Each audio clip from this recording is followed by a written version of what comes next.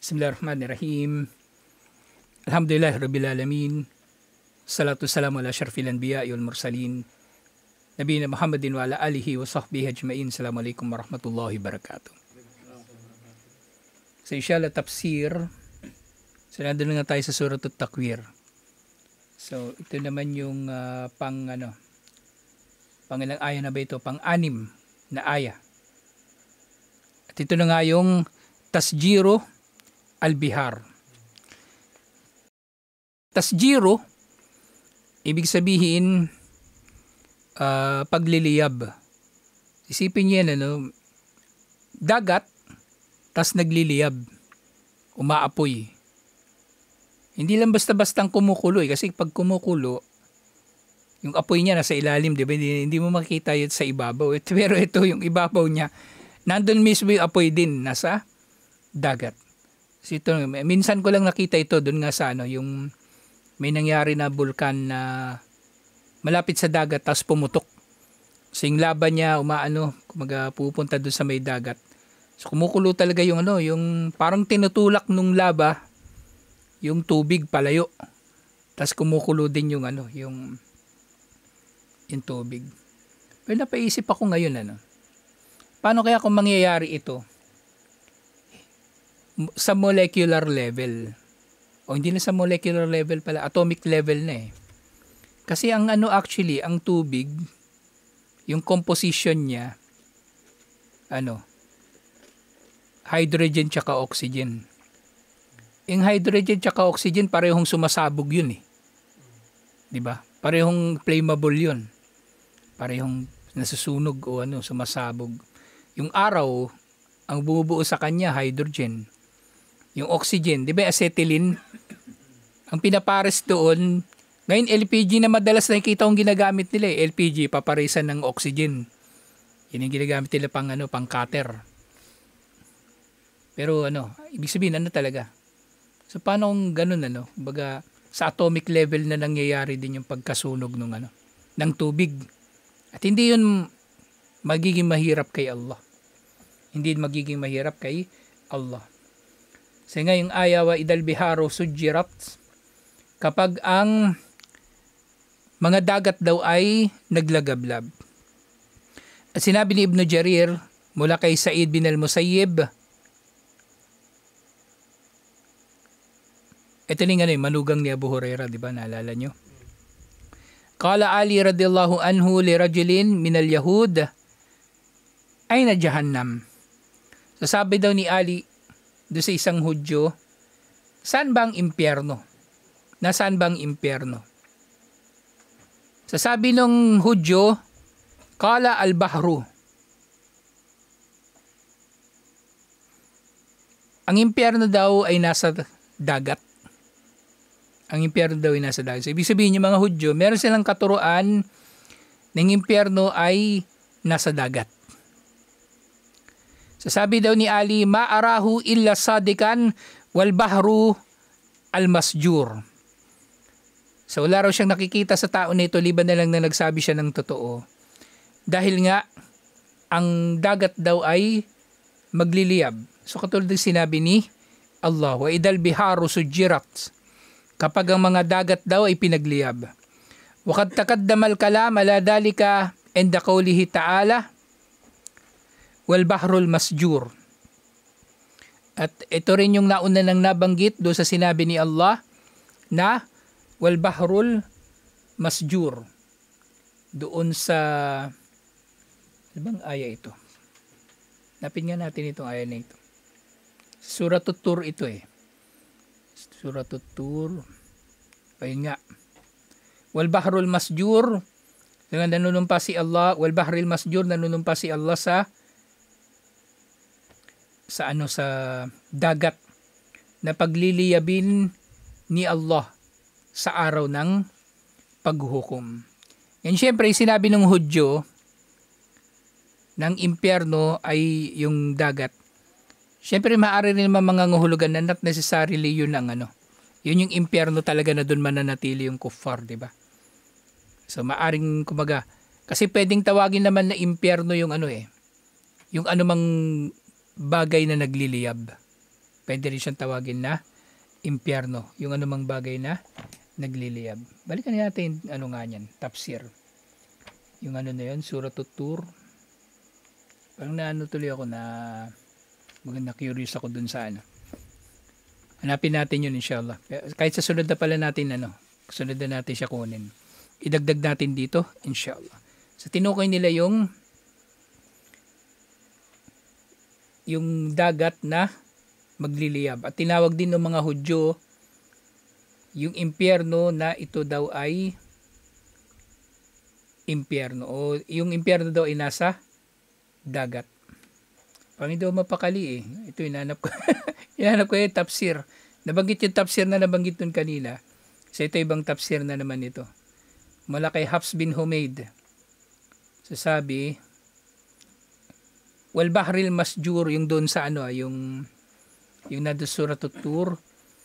Ito daw bimanzilatit tanur al masjur. So katulad daw ito ng takuri na na kumukulo.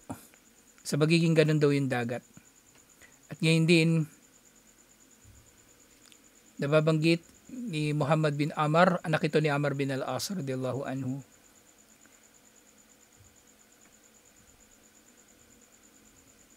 Wal bahril masjur, ito daw ay al-mukid, kalan. So magiging parang kalan daw yung dagat. Ibig sabihin, yung karamihan sa mga tafsir, kumbaga inilarawan siya bilang impyerno ng mga Hudyo. Ganun. Pero hindi ito yung mismong impyerno nung doon sa kabilang buhay. Yung dagat magiging impyerno sa kabilang buhay. Doon lang ako kaya kumbaga, binalikan kong itong mga tafsir dito. So karamihan ng mga tafsir dito, marami kasi, pero parang lahat sila ang tinutukoy nila talaga yung pagkulo ng dagat o pagliliyab ng dagat. So yung Jahannam na tinutukoy dito nung tinanong ni Ali, yung Hudyo, kumbaga tinukoy niya lang yung dagat. Na ibig sabihin magiging impyerno yung dagat, pero hindi siya yung impyerno ng araw ng paghuhukom. Alhamdulillah. Si sumunod na aya, ito na yung tinatawag na tazwijun nufus. Tazwijun nufus, ibig sabihin magsasama-sama yung mga kaluluwa. Magsasama-sama yung mga kaluluwa. Sinabi ni Allah, wa idan nufus zuwijat, kapag ang mga kaluluwa daw ay pinagsama. Ay jumi'a kullu syaklin ila nadirihi kaqawlihi ta'ala ushurul ladina dalamu wa azwajuhum. So ito daw yung pagsasama-sama ng mga kaluluwa. Kasama yung mga katulad nito. Katulad sinabi ni Allah, sasabihin daw sa mga anghel, tipunin ninyo ang mga makasalanan. Siyempre mga nagtatambal kay Allah kasama na doon. Kasama ng mga kasama nito. Sa tipunin daw silang magkakasama. Iuutos ni Allah sa mga anghel. At siyempre maaring mangyayari ito na kumbaga pagsasama-samahin sila para sama-sama rin sila na parurusahan. O sabay-sabay silang itatapon sa impyerno. Sa maaring ganun din. Sa binabanggit ni Ibnu Abi Hatim mula kay An-Nu'man bin Bashir, yung sinabi ni Allah, wa idhan nufus zuwijat ad-durba'u, yung mga magkakatulad daw, kullu rajulin ma'a kulli qaumin kanu ya'maluna amalahu wa dhalika bi anna Allah azza wa jalla yaqul wa kuntum azwajan thalatha. So ito na nga rin yun. May kinalaman doon sa kumbaga pagtitipon-tipon ng mga magkakatulad, mga masasama, mga mabubuti at iba pa. Yung sinabi ni Allah, katulad sinabi ni Allah na ang tao daw ay nasa tatlong uri. Yan sinabi ni Allah doon sa bang sura ito? Sa Waqi'ah, di ba? Wa kuntum azwajan thalatha, kayo ay magiging tatlong grupo. Fa ashabul maymanati ma ashabul maymana. Yaong mga mga kasama sa bandang kanan, ma ashabul maymana, kumbaga ano ito sino ba ang mga mapupunta sa gawing kanan? Pero parang ano din ito mga ngahulugan din ito ng hindi ito pananong, expression din. Expression. So napakainam na maging kabilang sa mga ashabul maymana. Ashabul mash'amati ma ashabul mash'ama. At yung mga nasa bandang kaliwa, at napakasama na maging kabilang sa mga nasa bandang kaliwa. Wasabikun as-sabikun. Diba? Ulaika humul muqarrabun. At ang mga nauuna, sila ang mga malalapit kay Allah. So sila raw dito, sila yung mga tinatawag na duraba. Duraba na iba-ibang iba-ibang mga magkakasama. Alhamdulillah. Sila yung mga iba-ibang mga grupo na dudulutin ni Allah na magiging magkakasama. Alhamdulillah. Yung sumunod na aya, su'alul mau'uda. Yung tungkol sa pagtatanong sa mau'uda. Yung batang babae na inilibing ng buhay. Kasi ayaw siya ng tatay niya. Hindi siya matanggap ng tatay niya. Kaya lilibing na lang siya ng buhay. Wahidal mau'udatu su'ilat bi ayyi dambin kutilat. Hakada qiraatu al-jamhur. Su'ilat. So ganito daw binabasa ng karamihan sa mga nagbabasa ng Quran. Majhul yung pagkakabasa. So su'ilat. So siya mismo ang tinatanong. Hindi sa'alat. Kasi magbabago kahulugan, di ba? Kapag sinabi, wa idal mau'udatu sa'alat, ano magiging kahulugan? Siya yung magtatanong. Kapag yung batang babae na inilibing ng buhay ay magtatanong. Pero ito, wa idal mau'udatu su'ilat, kapag ang batang babae na inilibing ng buhay ay tatanungin. Siya yung tatanungin. Pero pwede rin mangyari, di ba? Siya yung magtatanong. Bi ayyi dambin kutilat. Tatanong niya, ba't yung ba ako pinatay? So, pwede rin, di ba? Tatanungin siya. Pero karamihan daw sa mga nagbabasa ng Quran, karamihan sa mga ulat mula kay Propeta Muhammad sallallahu alaihi wasallam, su'ilat. Majhul. Siya yung tinatanong. Wal mau'udatu hiya lati kana ahlul jahiliyati yudassunaha fit turabi karahiyati albanat. So yung mau'udatu, ito daw yung babaeng bata. Yung baby pa lang. O kumbaga nasa edad ng basta wala pang mga edad ng tinatawag na tamyiz. So mga 4 na taon pababa, ganon.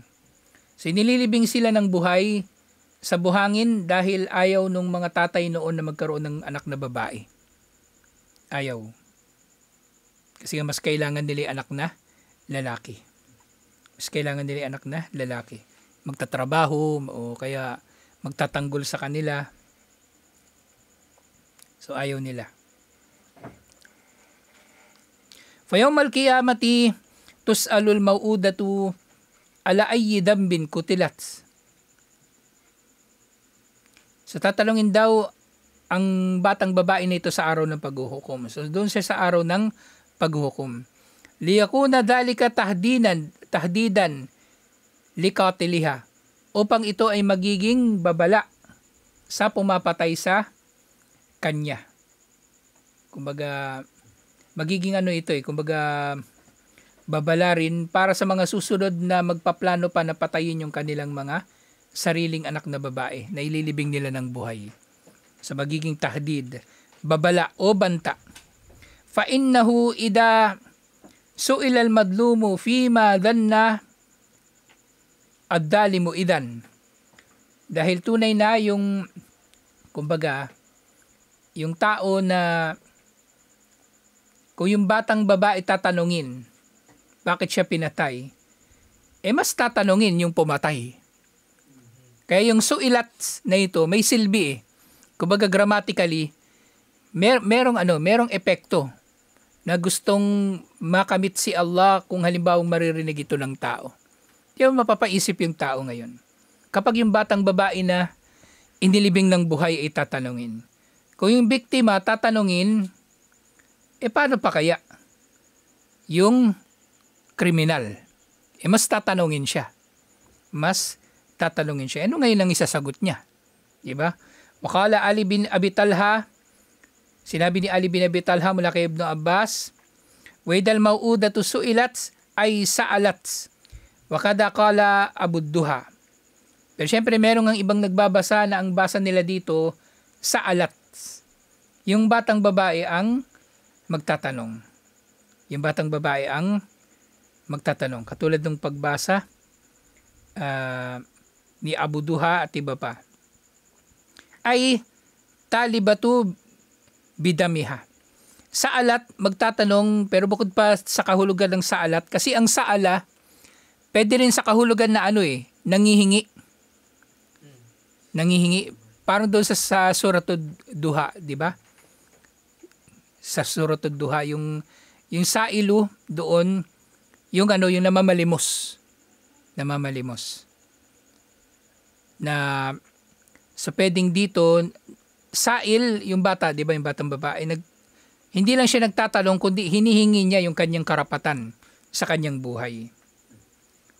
So bakit siya pinatay? O nangihingi siya ng katarungan. At mula kay Siddi wa Qatada mitluhu, yung katulad din ng sinabi na ganito. Waqad waradat ahadith tata'allaqu bil mau'udati farawal Imam Ahmad dan Aisha an Jadama bint Wahab ukhti Ukhasya. So meron daw inuulat na hadith mula kay Aisha, mula kay Jadama, na kapatid ni Ukhasya. Si Ukhasya, naalala niyo si Ukhasya? Yung humiling na ako. Yung sa 70,000, di ba? Humiling siya, naisama daw siya sa 70,000. O, kasama ka, sabi ni Propeta Muhammad sallallahu alaihi wasallam. Tapos may isa pang nagsabi sa haba, ako, pwede, sama mo ko. Hindi, naunahan ka na.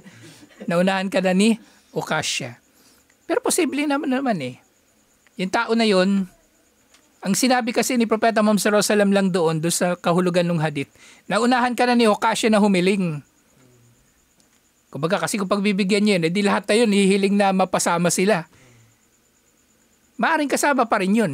Yun na humihiling na yun, di ba? Kasi 70,000, ilan lang naman yung sahaba nung panahon na yun.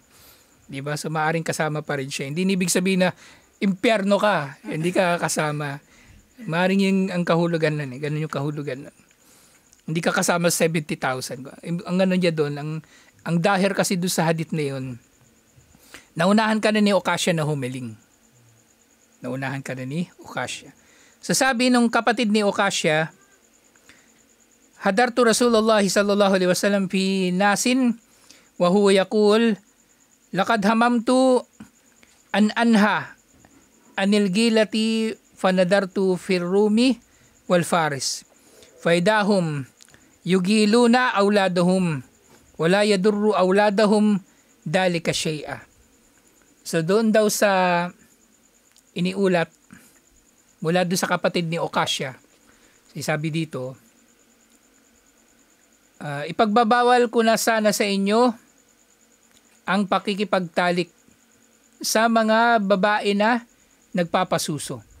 Pero nung nakita ko mga Romano at ang mga Persyano na nakikipagtalik pa rin sila kahit sa mga babae na nagpapasuso sa kanilang mga anak, at hindi naman ito nagdudulot ng pinsala sa kanila. So kumbaga, naisip lang ito ni Propeta Muhammad sallallahu alaihi wasallam na ipagbawal niya ito, pero hindi na niya ginawa. So maring dumating na nga yung wahi na pinahintulutan naman ito na yung lalaki ay makikipagtalik sa asawa niya na nagpapasuso sa baby.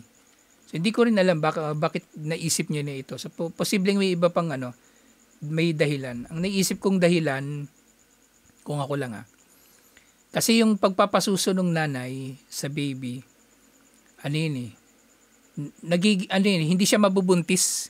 Usually mga babaeng gano'n na nagpapasuso o yung marami sa kanila, hindi nabubuntis.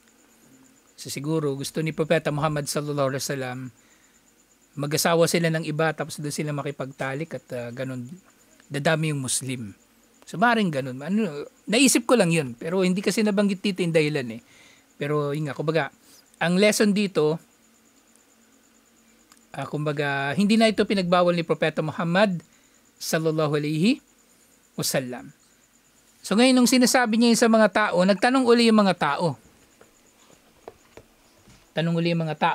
Sa'aluhu anil azli. At pagkatapos ito, nagtanong yung mga tao tungkol sa azal. Yung azal, ito yung tinatawag na yung natural ito na contraception Coitus interruptus din tawag. Yung kapag may lalabas na semen doon sa lalaki, ititigil na niya yung pakikipagtalik. So, para hindi ba bubuntis yung babae. So, pwede ba yun? So, sabi ni Propeta Muhammad sallallahu alaihi wasallam, dalika al-wa'du al-khafi wa huwa al-mau'udatu su'ilat. So, yun daw yung ganong gawain. Ito daw yung wa'du na khafi. Ito daw yung lihim na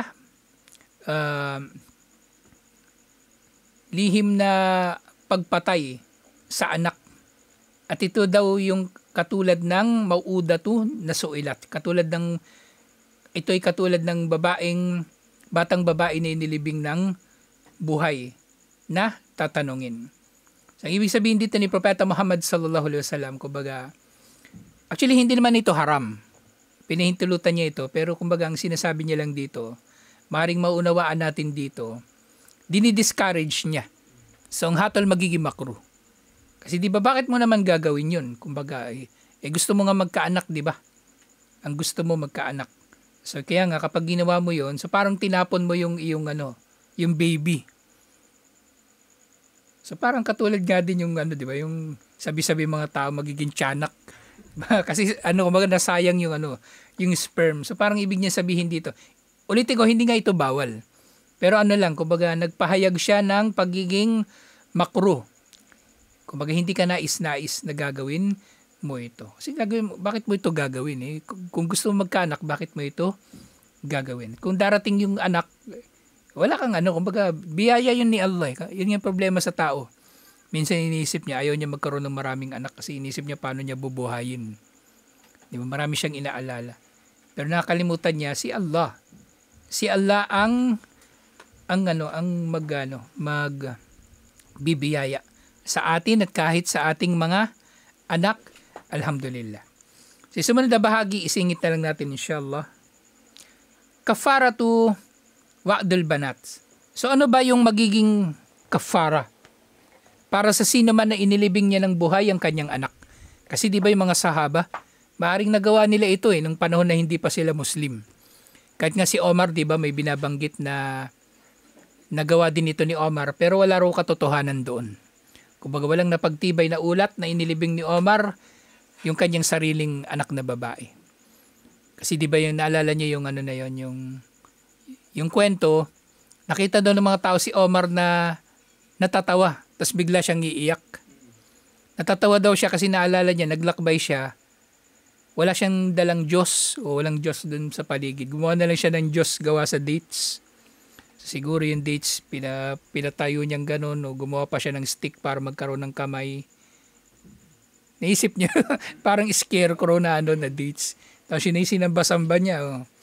Yung natatawa daw siya kasi nung nagutom siya, kinain daw niya yung Diyos din niya. Tapos naiiyak siya bigla kapag naalala niya yung anak niya na inilibing niya ng buhay. Pero wala raw talagang walang katotohanan doon sa anak niya na nilibing niya ng buhay. Pero doon sa dates, posible posibleng nangyari yun Posible rin na nangyari. Kasi nga, di ba? Yung kuffar. Pag may multo, walang krus, yung panlalaban mo sa multo, gagawa na ng paraan yun di ba? Gaganon na lang yun. Gagawa ng paraan. So, posibleng naisip niya rin yun. So, ano raw yung kabayaran? So, yung kabayaran dito, yung doon sa sinabi ni Allah. Mula ito kay Sammak bin Harb, mula kay Nu'man bin Bashir radiyallahu anhu, mula kay Omar bin Khattab radiyallahu anhu, waidal mau'udatu su'ilat, sabi niya, Ja'a Qais bin Asim ila Rasulillahi sallallahu alaihi wasallam. May pumunta raw na sahaba, si Qais bin Asim kay Propeta Muhammad sallallahu alaihi wasallam. Nasaksihan ito ni Omar. Ya Rasulullah, inni wa'adtu banatin li fil jahiliya. Sabi ni Qais bin Asim, meron akong anak na babae na inilibing ko ng buhay nung panahon ng jahiliya, nung hindi pa sila Muslim. So sabi ni Propeta Muhammad sallallahu alaihi wasallam, "Atik an kulli wahidatin minhunna rakaba." So magiging kabayaran mo, magpalaya ka ng alipin sa bawat isang batang babae na inilibing mo ng buhay. Yun lang, alhamdulillah. So sa ganitong linawin lang natin, kapag tinuko yung pagpapalaya ng alipin, din pala, hindi ko to nababanggit nung nakaraan. So pwede rin palang mangyari. Kung wala kang alipin, di ba madalas nababanggit natin to doon sa usapin ng yung nakipagtalik sa araw ng Ramadan. Kung wala kang alipin, pwede mo palang gawin, bumili ka ng alipin, as palayain mo. So pwede rin yung gawin. Kasi maaring may tao na walang alipin, di ba? Sa panahon ni Propeta Muhammad sallallahu alaihi wasallam. Pwede niyang gawin, bibili siyang alipin, magpapalaya siya. Pwede niya rin gawin ang bagay na yon. So yun yung magiging kabayaran. So sabi, "Ya Rasulullah, inni sahibu ibilin." So sabi muli ni Kais, so meron daw siyang camel. So parang ibig niya sabihin siguro dito, wala siyang alipin, pero meron siyang camel. O maaaring meron siyang alipin, pero meron din siyang camel. So sabi ni Propeta Muhammad sallallahu alaihi wasallam, "Fanhar an kulli wahidatin minhunna badana." Kung gayon, magkatay ka ng isang camel sa bawat isang batang babae na inilibing mo ng buhay. So ganon. So ang nangyari dito, maunawaan natin ito, either magpapalaya ka ng alipin o magkakatay ka ng camel. So pareho sila, may pagpipilian. Kasi wala namang binanggit na wala siyang alipin o ano pa man. So either or. Hindi katulad dun sa diba, dun sa yun ay nakipagtalik sa araw ng Ramadan. Kapag wala siyang alipin o wala siyang pambiling alipin, magpapasting siya ng 6 na araw o 2 months na sunod-sunod. Pero ito parang may option sa pareho. Either magpapalaya ka ng alipin o magkakatay ka ng camel. Alhamdulillah. So tutuloy natin ito inshallah. Assalamualaikum warahmatullahi wabarakatuh.